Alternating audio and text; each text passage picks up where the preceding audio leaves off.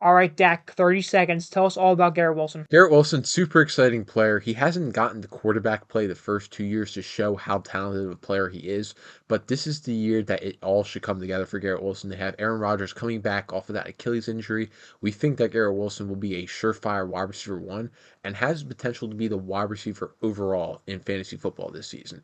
He's finished as a wide receiver two, fringe wide receiver two, the first couple years of his career, but that's going to be very different this year with Aaron Rodgers. That's going to be a dynamic connection. There really isn't anyone in that offense to take away targets from Garrett Wilson. It's going to be Garrett Wilson or nothing, and we think he's going to flourish. He's been an elite prospect going back to his days at Ohio State. This is the year that he puts it all together. All right, so we just learned some about Garrett Wilson. We're going to get some trades now to see how we're going to value him in our Dynasty League. So before that, of course, we're going to talk about format because format is the most important thing when it comes to talking about our trades.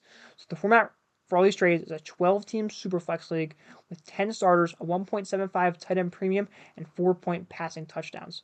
So that being said, Dak, would you rather have Garrett Wilson and Brock Purdy or Justin Jefferson?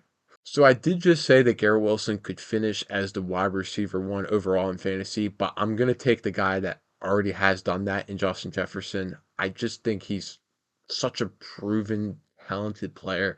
I'm going to take it over Garrett Wilson. Garrett Wilson probably will finish as a wide receiver one, but Justin Jefferson is just on another tier, and Brock Purdy doesn't really make a big enough difference for me to take the package there. All right, what if we make this like a 6-point passing touchdown? Does that change it? In a 6 point, I probably will take the package at that point. It's still close for me just because Justin Jefferson is Mm-hmm. so talented and you know you're getting at least 20 points per game, probably 22 points per game Yeah, and each and every week from it's him. hard to put a price on a player like Justin Jefferson. Like Yeah, you always got to pay whatever the person wants you to pay for pretty Justin much. Jefferson. But I think this is a fair. Like I'd be okay giving this up for Justin Jefferson, especially if your team can afford it. Right, that's all that matters here.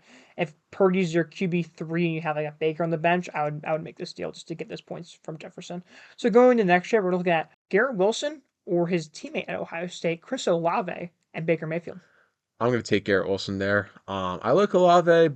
He's kind of been like Garrett Wilson has been the last couple years, a very talented player, just stuck with a bad quarterback and finishing as like a wide receiver two type player.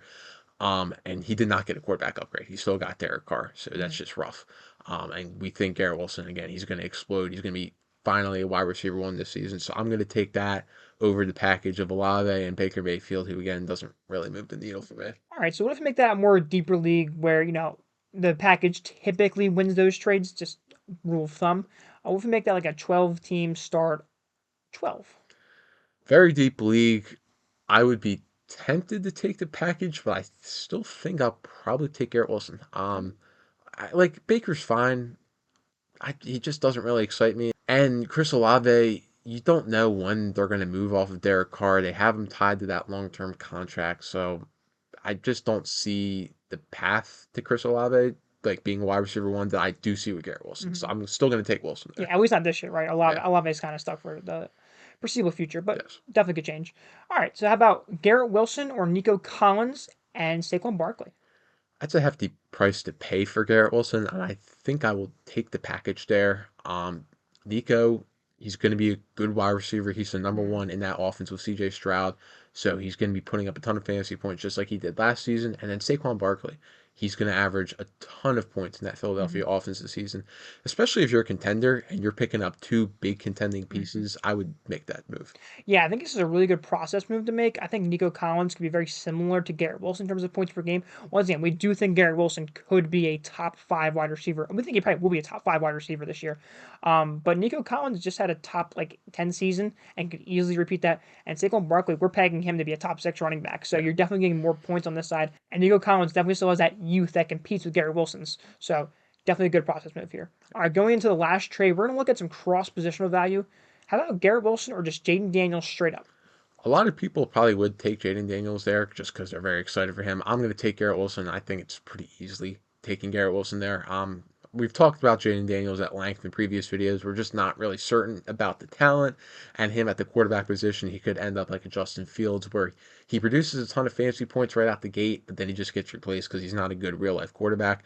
Garrett Wilson, I think you're getting a safe, long term, stable value at the wide receiver position that you can pencil in as your wide receiver one in your wide receiver rooms for years to come. can't say that about Jaden Daniels, so I'm going to take Wilson there. All right, let's add some context here then. Let's say you're in a league and this league does not trade their quarterbacks. You cannot get a quarterback to save your life. Your quarterbacks are Will Levis and backups. That's all you have. And you have a lot of wide receivers. You have the best wide receiver room in the league. Do you trade Garrett Wilson for Jaden Daniels or do you hold strong? I think at that point, I'm making the move and I'm Mm-hmm. getting Jaden Daniels. You never want to just punt value, but I think it's not It's that, close enough, yeah, right? Yeah. it's not that big of a gap in terms of value.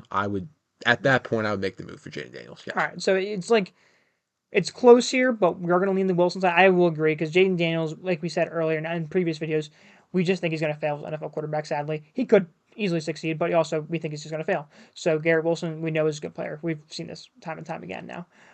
So yeah, we hope you enjoyed the video. If you learned something about Garrett Wilson, if you have Garrett Wilson, like the video, make sure to subscribe, and we'll see you in the next one.